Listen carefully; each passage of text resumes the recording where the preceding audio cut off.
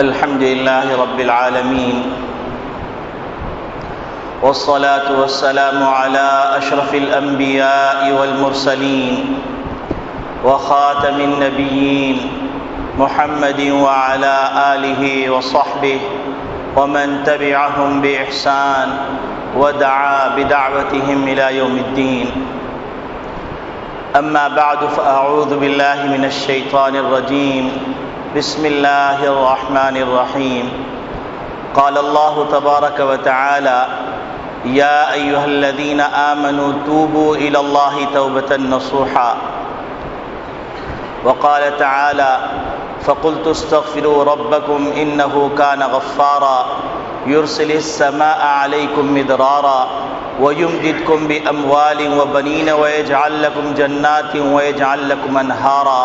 ما لكم لا ترجون لله وقارا.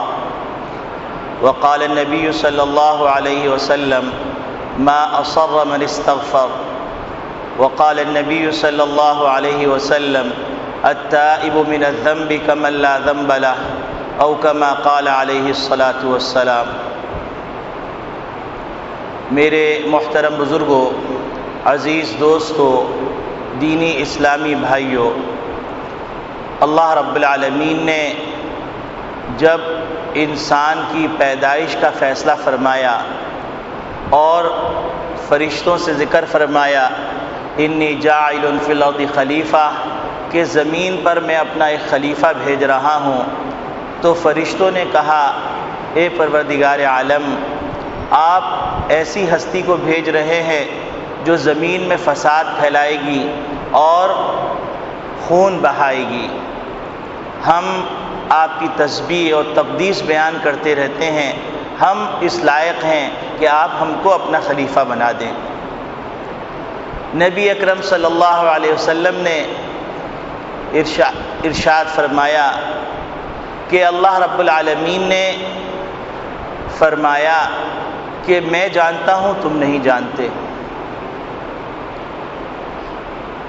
کیونکہ اس زمین پر جس کو بھیجا جانا تھا، ایسی ہستی کو بھیجا جانا تھا جس کے اندر اللہ رب العالمین نے خیر کا مادہ بھی رکھا تھا اور شر کا مادہ بھی رکھا تھا. اگر ایک نابینا ہے، وہ بد نگاہی نہیں کرتا تو اس کو اس پہ کوئی ثواب نہیں مل رہا،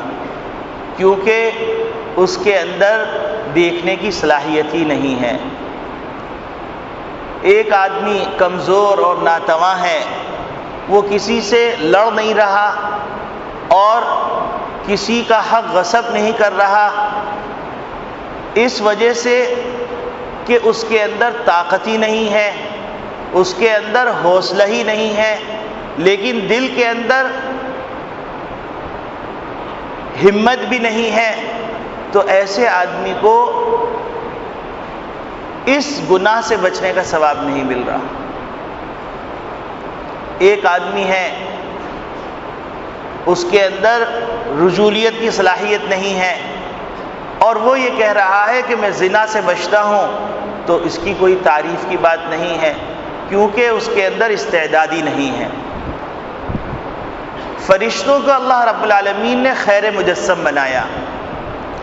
ان کے اندر اس بات کی طاقت ہی نہیں ہے کہ فرشتے اللہ کے حکم کی خلاف ورزی کر سکیں اور گناہ کر سکیں.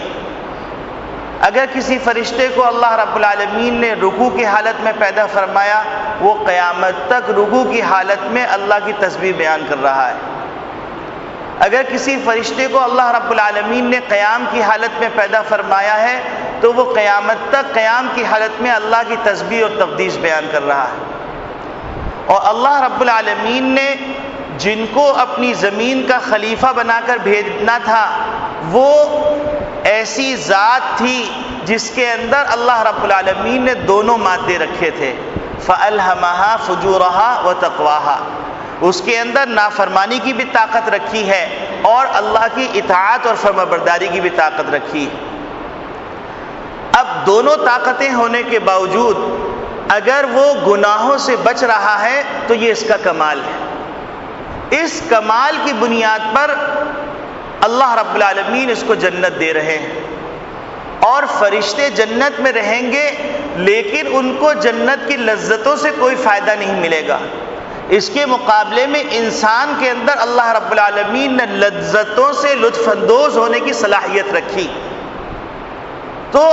اللہ رب العالمین اس دنیا میں آنے کے بعد اور پھر دنیا کے اندر بچ کے نکلنے کے بعد جو صلہ دینے والے تھے وہ صلہ جنت کی صورت میں تھا، اس جنت سے لطف اندوز ہونے کی صلاحیت بھی فرشتوں میں موجود نہیں تھی۔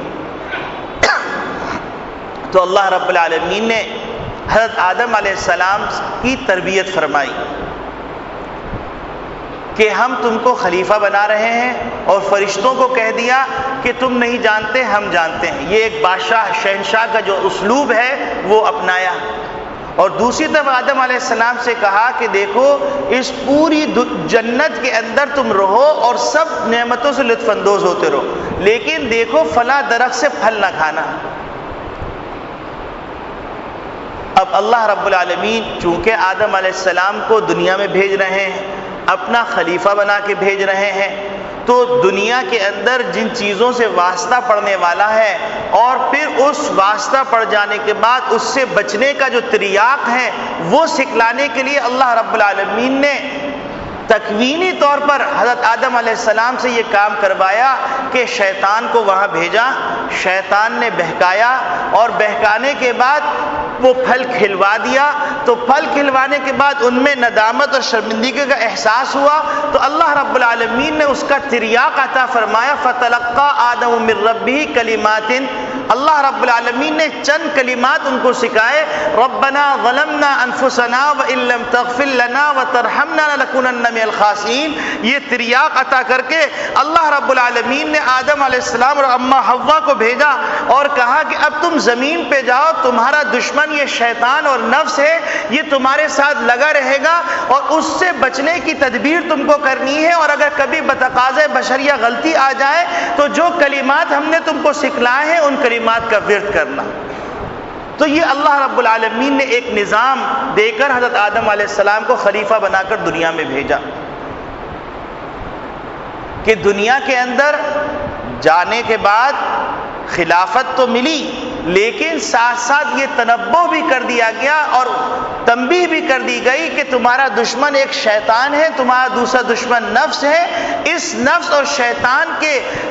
جال میں نہ آنا، اور اگر کبھی بتقاضۂ بشریہ اس کے جال میں آ گئے تو اس کا علاج یہ ہے، اس کا تریاق یہ ہے، اس جال سے نکلنے کا راستہ یہ ہے کہ تم اللہ کے سامنے توبہ استغفار کرنا۔ تو اس سے معلوم کیا ہوا؟ اس سے معلوم یہ ہوا کہ اللہ رب العالمین نے انسانوں کے اندر جہاں گناہ کی صلاحیت رکھی تو وہاں اس گناہ کا تریاق بھی عطا فرما دیا۔ اور انسان سے غلطی ہونی ہے، کیونکہ انسان کے اندر دونوں مادے موجود ہیں، دونوں صلاحیتیں موجود ہیں۔ اب جب انسان سے غلطی ہونی ہے تو اس غلطی سے بچنے کا طریقہ کار اور اس غلطی سے معافی کا طریقہ کار کیا ہوگا، وہ اللہ رب العالمین نے عطا فرمایا، جو کہ توبہ کی صورت میں اور استغفار کی صورت میں عطا فرمایا۔ اب یہ تریاق تو مل گیا، یہ تریاق اسی طرح جس طرح دنیا میں بعض لوگوں نے اس کا مشاہدہ کیا کہ افریقہ میں ایک پودا ہے جو اتنا حسین و جمیل ہے کہ دیکھنے والا آدمی ضرور بھی ضرور اس کو ہاتھ لگانے کی کوشش کرتا ہے، لیکن اس کے ہاتھ لگانے کے ساتھ ہی اس کے اندر ایسا زہر سرایت کرتا ہے کہ وہ زہر اس کی جس طرح بچھو نے ڈنگ مارا ہو اور اس سے سوزش ہونے لگے، تکلیف ہونے لگے، اور اس تکلیف سے وہ آدمی کراہنے لگے، تڑپنے لگے، اس طرح کا پودا پیدا فرمایا۔ اور پھر اس پودے کے ساتھ ہی اس کی جڑ کے اندر اللہ رب العالمین نے اس کا تریاق پیدا فرما دیا کہ اگر کسی کا ہاتھ اس پودے کے اوپر لگ جائے اور سوزش محسوس ہونے لگے تو فوراً اس کے جڑ کے نیچے یا اس کے آس پاس قریبی اس پودے کو تلاش کرے جو اس کا تریاق، تو اس کو جب ہاتھ لگائے گا وہ زہر ایک دم ختم ہو جائے گا۔ تو جس طرح دنیا میں اللہ رب العالمین نے اس طرح کا مشاہدہ کروایا، اسی طرح اللہ رب العالمین نے دنیا کے اندر خلیفہ بنا کے بھیجا۔ تو ایک حسین و جمیل شکل کے اندر شیطان نے جال بچھائے رکھے ہیں، اور ان جالوں کے جب انسان ملوث ہو جاتا ہے تو وہ ڈنک اور زہر اس کو اتنا تکلیف دیتا ہے، اتنی سوزش دیتا ہے اور اتنا بے قرار کر دیتا ہے کہ وہ سکون کی تلاش کے اندر حیران اور پریشان اور سرگردہ پھرنے لگتا ہے، اور اگر وہ مومن نہیں ہوتا تو وہ سکون کو تلاش کرتا ہے گناہوں کے اندر، اس گناہوں کو کرتا چلا جاتا ہے اور یہ سمجھتا ہے کہ مجھے اب سکون مل جائے گا۔ ایک دفعہ زنا کیا، دوبارہ کرتا ہے، سہبارہ کرتا ہے، اور اس کی سوزش کے اندر اضافہ ہوتا چلا جاتا ہے۔ ایک دفعہ شراب پیتا ہے، پھر شراب پیتا ہے، پھر شراب پیتا ہے، سکون کی تلاش کے اندر، لیکن اس کی بے سکونی میں اضافہ ہو جاتا ہے، کیونکہ جس اللہ رب العالمین نے اس کائنات کو پیدا فرمایا، اسی اللہ رب العالمین نے سکون ان چیزوں میں رکھا نہیں، اور اللہ رب العالمین نے فرما دیا الا بذکر اللہ تطمئن القلوب۔ خوب دھیان سے سن لو کہ اللہ کی یاد میں، اللہ کی فرما برداری میں، اللہ کی اطاعت کے اندر اطمینان قلب ہے۔ تو جب ایک آدمی اس آزمائش سے گزر رہا ہوتا ہے اور اس پس و پیش کے اندر ہوتا ہے، اس کشمکش کے اندر مبتلا ہوتا ہے، تو ایسے موقع پر اللہ رب العالمین نے انبیاء علیہم الصلوۃ کے ذریعے سے انسانوں کو متوجہ کیا کہ تم سکون ان ظاہری چیزوں کے اندر مت لو، یہ ایک منقش سانپ ہے جو تم کو ڈس لے گا۔ یہ دنیا اور دنیا کی چیزیں، یہ ایک منقش سانپ ہے جو ڈس لیتا ہے، اور اگر اس سوزش کو ختم کرنا چاہتے ہو تو اسی کے اندر اگر بڑھتے چلے جاؤ گے تو سوزش میں اضافہ ہوتا چلا جائے گا، اور اگر جو تریاق پیدا کیا گیا ہے اس تریاق کو لے لو گے تو تمہارا یہ زہر کی تاثیر ختم ہو جائے گی۔ تو آج ہم سب دنیا کے اندر جتنے بھی بسنے والے ہیں، اپنے استعداد کے بقدر اللہ کی معصیت میں مبتلا ہے، اپنی لاپرواہی کے بقدر اللہ کی معصیت میں مبتلا ہے، اور اللہ کی نافرمانی کر رہے ہیں اور پریشان ہو رہے ہیں۔ اس پریشانی کا حل ہم تلاش کر رہے ہیں ان جگہوں کے اوپر جن جگہوں میں پریشانی کا حل نہیں، بلکہ پریشانیوں میں اضافہ ضرور ہے لیکن اس کا حل نہیں۔ تو اللہ رب العالمین نے اس دنیا کے اندر بھیجا، اور بھیجنے کے بعد اللہ رب العالمین نے ہمارے ابا جان حضرت آدم علیہ السلام سے پریکٹیکل کروا دیا کہ دنیا کے اندر شیطان کس طرح بہکائے گا، اور کس طرح بہکانے کے بعد پھر جب ندامت و شرمندگی ہوگی تو اس زہر سے کو نکالنے کا تریاق یہ توبہ عطا کر دی۔ ربنا ظلمنا انفسنا وان لم تغفر لنا وترحمنا لنكونن من الخاسرین، یہ تریاق عطا کر دیا۔ اب آدمی یہ سوچتا ہے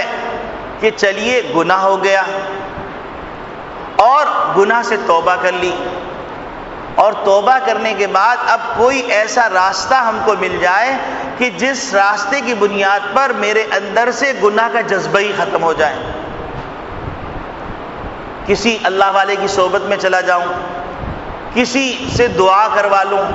تاکہ میرے اندر سے گناہ کا جذبہ ختم ہو جائے۔ اب آپ جانتے ہیں کہ شیطان تو دشمن ہے، جب شیطان دشمن ہے تو دشمن کبھی نہیں چاہتا کہ جو اس نے جال بنا تھا، اس جال کے بننے کے بعد اگر اس جال سے اس کا شکار نکل جائے تو وہ کامیاب ہو جائے، وہ یہ چاہے گا کہ میرے جال سے تو نکل گیا لیکن پھر بھی نامراد رہے، تو انسان کے اندر مایوسی پیدا کر دیتا ہے، اور مایوسی پیدا کرنے کے بعد انسان کو یہ کہتا ہے کہ تم گناہ سے توبہ کر رہے ہو لیکن پھر کل گناہ کر لو گے، یا پھر اس طرح حملہ کرتا ہے، وہ کہتا ہے کہ چلو تم نے توبہ کر لی لیکن تم نماز کے لیے کھڑے ہو رہے ہو تو تمہارے دل کے اندر گندے گندے خیالات آ رہے ہیں، تو اب یہ بتلاؤ کہ تم کس منہ سے اللہ کے سامنے کھڑے ہوگے۔ قرآن کریم کی تلاوت کر رہے ہو، دل کے اندر اور دماغ کے اندر گندی باتیں گھوم رہی ہیں، تو تم کس منہ سے قرآن کی تلاوت کر رہے ہو؟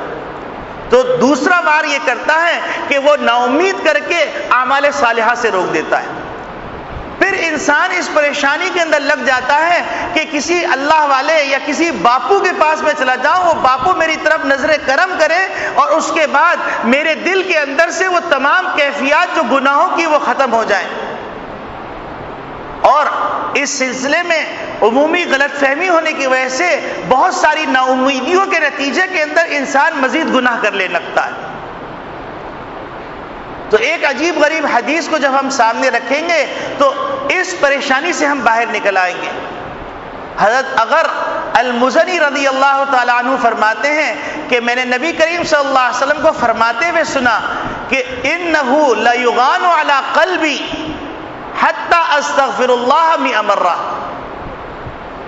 کہ میرے دل کے اوپر بھی کبھی بادل آ جاتا ہے، ایک سایہ چھا جاتا ہے، حتیٰ کہ میں دن کے اندر 100 مرتبہ استغفار کرتا ہوں۔ یہ بڑی عجیب غریب حدیث ہے،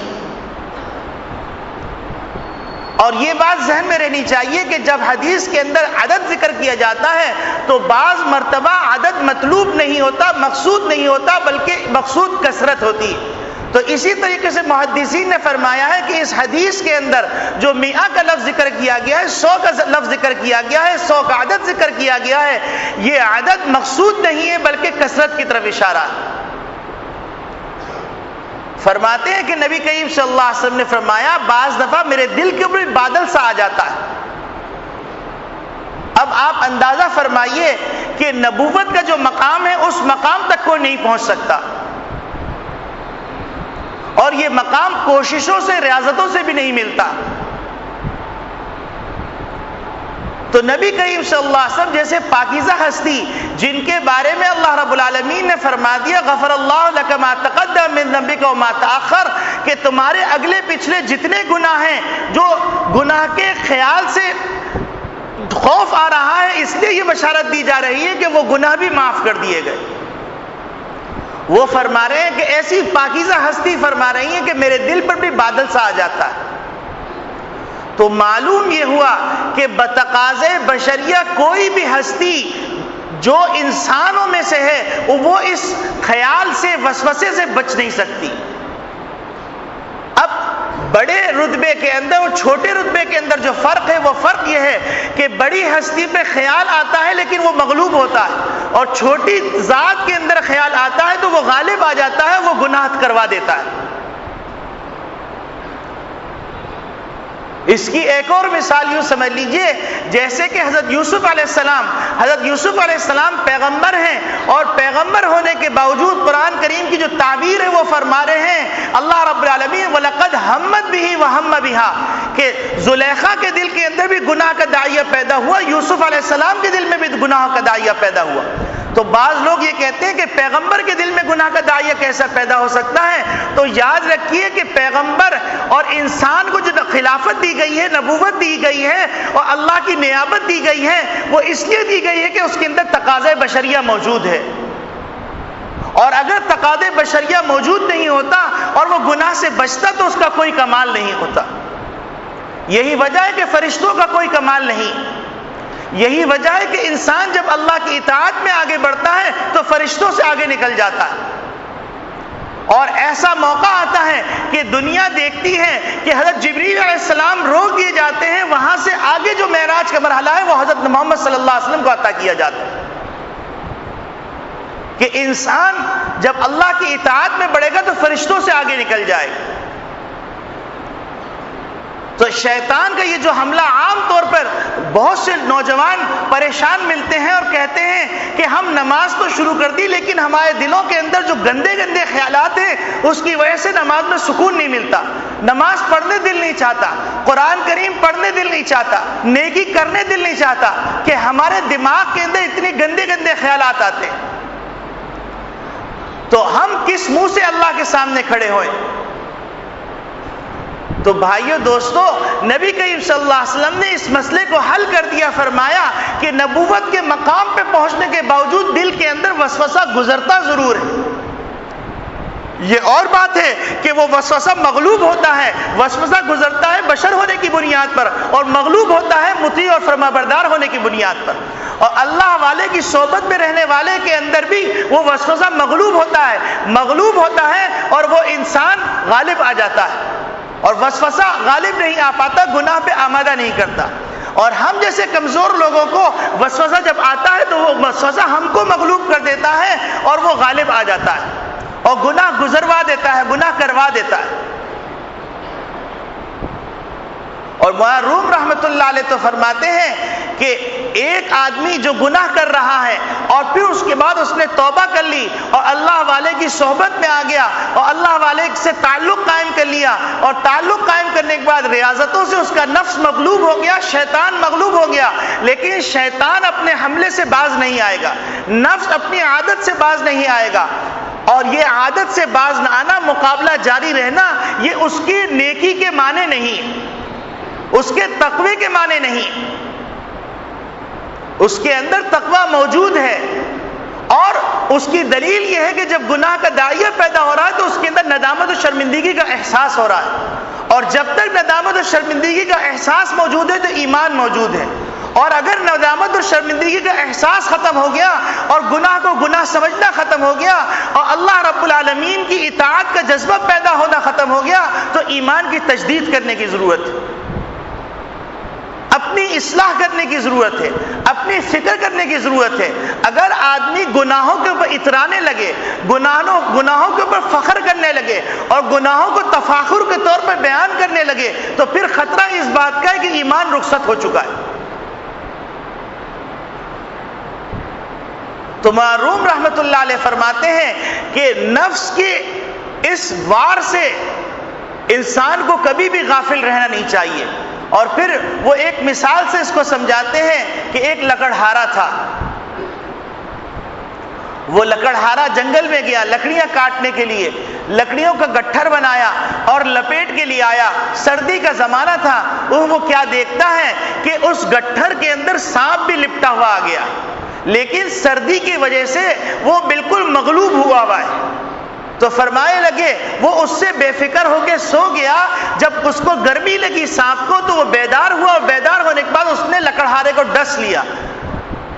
تو فرمانے لگے بالکل اسی طرح یہ نفس کا حال ہے کہ نفس سے مرتے دم تک غافل نہیں ہونا ہے، اگر اس سے غافل ہوئے تو اس کی جسم کے اندر گرمی آ جائے گی اور یہ کسی نہ کسی موقع پہ ڈس لے گا۔ تو معروم رحمت اللہ علیہ فرماتے ہیں کہ نفس اور شیطان کا مقابلہ چلتا رہے گا، اور اللہ کی اطاعت کرنے کے نتیجے میں، رمضان کے روزوں کے نتیجے کے اندر اور تراویحوں کے نتیجے کے اندر اور تلاوت اور ذکر کے نتیجے کے اندر، نوافل کے نتیجے کے اندر یہ نفس مغلوب ہو گیا، شیطان مغلوب ہو گیا۔ اب اگر کوئی آدمی رمضان کے بعد اس نفس سے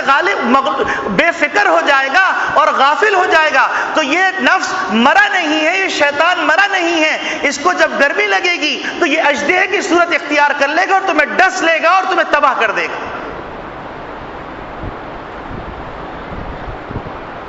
تو میرے عزیز دوستو بھائیو، رمضان مبارک میں ہم توبہ کرتے رہے، ہم اللہ سے وعدے کرتے رہے، ہم اللہ سے معذرتیں کرتے رہے، اور اب اگر اللہ رب العالمین نے ہم کو اطاعت کے راستے پہ ڈال دیا تو اب اس اطاعت کے راستے پہ ڈالنے کے بعد ہم کو بے فکر اور غافل نہیں ہونا چاہیے، کیونکہ یہ شیطان اور یہ نفس ہر طرف سے حملہ کرنے کے در پہ،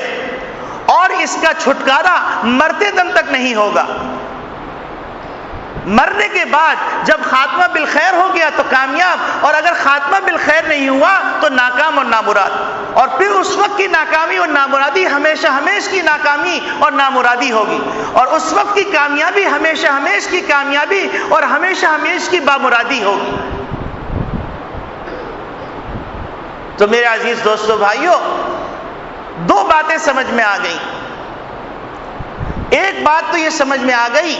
کہ کوئی آدمی کتنا بڑے رتبے پہ پہنچ جائے لیکن شیطانی حملوں سے اور نفس کے حملوں سے کبھی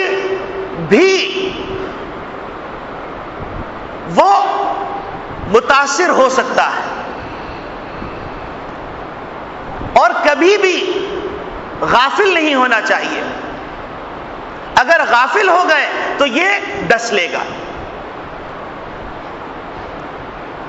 اس کے بعد کیا کرنا چاہیے، کیسے کرنا چاہیے، کیا طریقہ کار ہے؟ تو اللہ کے رسول نے ہم کو خالی ہاتھ نہیں چھوڑا،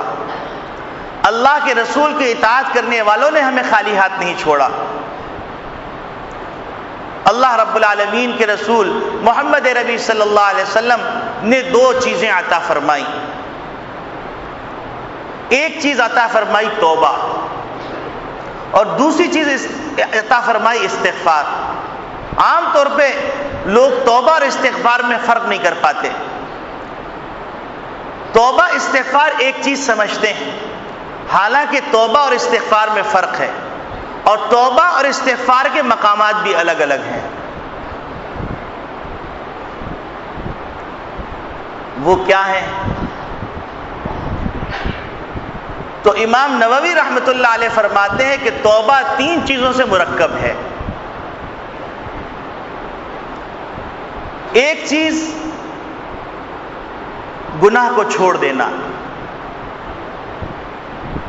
دوسری چیز گناہ پر ندامت و شرمندگی ہونا، تیسری چیز اس بات کا عزم ہونا کہ یہ گناہ دوبارہ نہیں کروں گا۔ یہ 3 چیزیں پائی گئیں تو توبہ ہو گئی۔ امام غزالی رحمۃ اللہ علیہ فرماتے ہیں کہ توبہ اصل ہے اور استغفار اس توبہ کی طرف جانے والی سیڑھی ہے۔ فرماتے ہیں کہ استغفار کے اندر یہ 3 چیزیں نہیں ہیں۔ استغفار ہر وقت کیا جا سکتا ہے، بغیر شرائط کے کیا جا سکتا ہے، لیکن توبہ کرنے کے لیے، توبۃ النصوح حاصل کرنے کے لیے 3 شرطیں ہیں: گناہ کو چھوڑنا، گناہ پر ندامت اور گناہ پر شرمندگی، اور اس بات کا عزم کہ دوبارہ اس گناہ کی طرف نہیں پھٹکوں گا۔ یہاں پر بعض لوگوں کو یہ اشکال ہو سکتا ہے، امام غزالی رحمۃ اللہ علیہ نے اس اشکال کا بھی جواب دے دیا۔ وہ اشکال یہ کہ جب توبہ کے اندر 3 شرائط ہیں، گناہ کو چھوڑنا، اس پر ندامت اور دوبارہ نہ کرنے کا عزم، تو ہم جب اپنی زندگی کے اندر غور کرتے ہیں، غور کرنے کے بعد ہمارے سامنے یہ بات آتی ہے کہ بعض گناہ ایسے ہیں کہ ہم ان کو چھوڑنا چاہیں تو بھی نہیں چھوڑ پا رہے۔ تو گویا کہ گناہ کی جو چھوڑنے، توبہ کی جو شرائط ہیں، وہ شرائط تو ہم پورا نہیں کر پا رہے، تو پھر ہم کیسے توبہ کریں؟ مثلا ایک آدمی ہے، بینک کے اندر ملازم ہے، سودی کام کر رہا ہے، اب وہ توبہ کرنا چاہے تو توبہ کی شرط ہے گناہ کو چھوڑ دیں اور دوبارہ نہ کرنے کا عزم ہو۔ ندامت تو ہے، شرمندگی تو ہے، اور دوبارہ نہ کرنے کا عزم بھی کر پا رہے ہیں، لیکن اس کو چھوڑ نہیں پا رہے۔ اس کی وجہ کیا ہے؟ وجہ یہ ہے کہ اکیلے تو ہے نہیں، بال بچوں کی ذمہ داری، ماں باپ کی ذمہ داری، بہن بھائیوں کی ذمہ داری، اب یہ اتنی ذمہ داریاں ہیں، ان سب کے نان نفقہ ذمے، ان کا علاج معالجہ ذمے، ان کی تعلیم و تربیت ذمے۔ اب یہ ایسی ذمہ داری ہے کہ اس ذمہ داری کی بنیاد پر ایک دن بھی قلاش رہنا مشکل، اور قلاش رہنا مشکل تو اس کے نتیجے میں چھوڑنا مشکل۔ تو گویا کہ لیلۃ القدر میں بھی توبہ نہیں کر سکا، گویا کہ رمضان کی کسی بھی عشرے کے اندر توبہ نہیں کر سکا، توبہ کی بھی تو توبہ ہوئی نہیں، کیونکہ ملازمت چھوڑ نہیں سکتا۔ تو اب وہ کیا کرے؟ کیونکہ گناہ کی توبہ کی جو 3 شرائط ہیں، جب تک وہ 3 شرائط پوری نہیں ہوں گی اس وقت تک گناہ معاف نہیں ہوگا۔ صرف زبان سے کہہ دینا توبہ توبہ، صرف دل کے اندر ندامت و شرمندگی ہو جانا کافی نہیں، یہ تینوں چیزیں پائے جانا ضروری ہیں۔ تو ایسا شخص، یہ ایک موٹی سی مثال ہے، اس طرح کی بے شمار مثالیں ہیں، تو وہ کیا کرے؟ وہ کیسے اپنے حالات کو درست کرے، کیسے اللہ کو راضی کرے؟ تو یہاں پر ایک بات اور ذہن میں آتی ہے کہ ہمارے دل کے اندر وسوسے آتے رہتے ہیں، تو پھر اس وسوسے کی بنیاد پر ہمارا عزم کیسے ہوا؟ تو امام غزالی رحمۃ اللہ علیہ فرماتے ہیں کہ اس حدیث کی روشنی کے اندر کہ دل کے اندر بادل سا آ جاتا ہے، نبی کریم صلی اللہ علیہ وسلم کا یہ فرمان، تو یہ اس بات کی دلالت کرتا ہے، اس بات کی رہنمائی کرتا ہے، اس بات کی ہدایت دیتا ہے کہ وسوسے آنا عزم کے منافی نہیں۔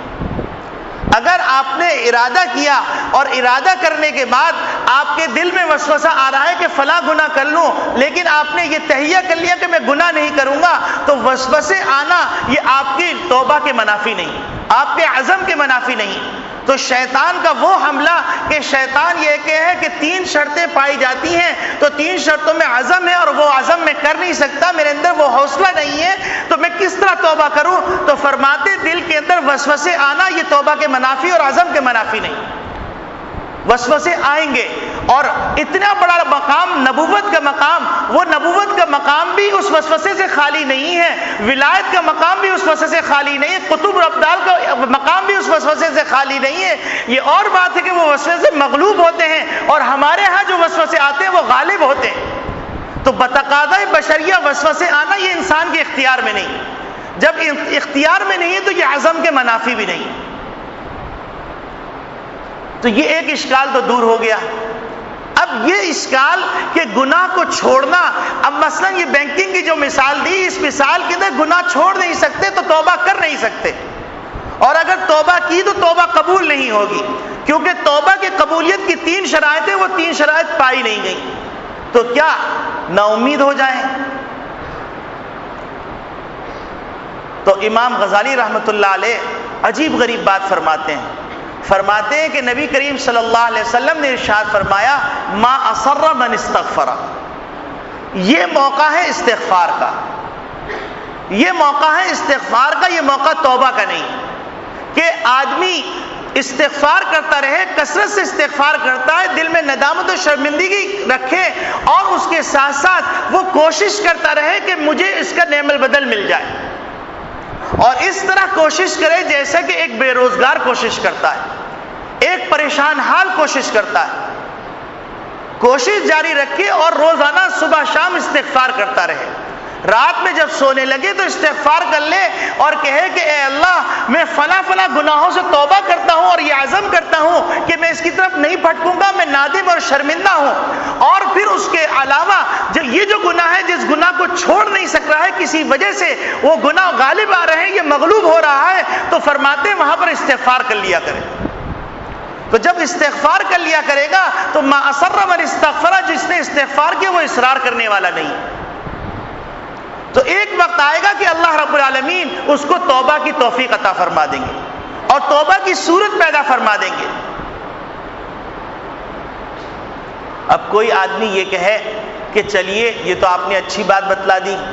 کہ اگر ایک گناہ چھوٹ نہیں رہا تو ہم استغفار کرتے رہیں، تو اس کی بنیاد پر ہم غافل ہو جائیں کہ استغفار تو کر ہی رہے ہیں، جب اللہ سمجھ دیں گے۔ تو اس کو بھی عجیب غریب انداز سے حل کیا امام غزالی رحمۃ اللہ علیہ نے۔ وہ فرمائے لگے دیکھو بھائی، حدیث میں آتا ہے کہ ایک آدمی بیمار ہو جائے تو اس کے گناہ معاف ہوتے ہیں، اور شدید بیمار ہو جائے تو اس کے گناہ معاف ہوتے ہیں، درجات کی بلندی ہوتی ہے، اور کیا کیا اللہ تعالیٰ نعمتیں عطا کرتے ہیں۔ تو کیا کبھی کسی آدمی کو تم نے دیکھا کہ وہ آدمی اللہ سے یہ مانگتا ہو کہ اے اللہ مجھے بیماری عطا کر دیجئے؟ بلکہ نبی کریم صلی اللہ علیہ وسلم نے فرمایا کہ تم ہر وقت اللہ سے صحت مانگو، عافیت مانگو۔ ہاں البتہ اگر بیماری آ گئی تو اس بیماری پہ صبر کرو اور اس بات کا استحضار کرو کہ اس کے نتیجے میں اللہ رب العالمین رفع درجات فرمائیں گے، اس کے نتیجے میں اللہ رب العالمین بلندیاں عطا فرمائیں گے، گناہوں کو معاف کریں گے۔ تو فرمانے لگے بالکل اسی طریقے سے ایک آدمی استغفار کر رہا ہے تو استغفار کرنے کے نتیجے میں وہ غافل نہ ہو جائے کہ میں چونکہ استغفار کر رہا ہوں لہذا مجھے اب توبہ کی ضرورت نہیں، جب موقع ملے گا میں توبہ کر لوں گا، یہ اس کی غلطی ہوگی، جیسے کہ اس شخص کی غلطی ہوگی جو بیماری کو مانگ رہا ہے اس لیے کہ تاکہ اس کے رفع درجات ہو جائیں۔ اس کے بعد فرماتے ہیں کہ دیکھو توبہ کی 2 قسمیں،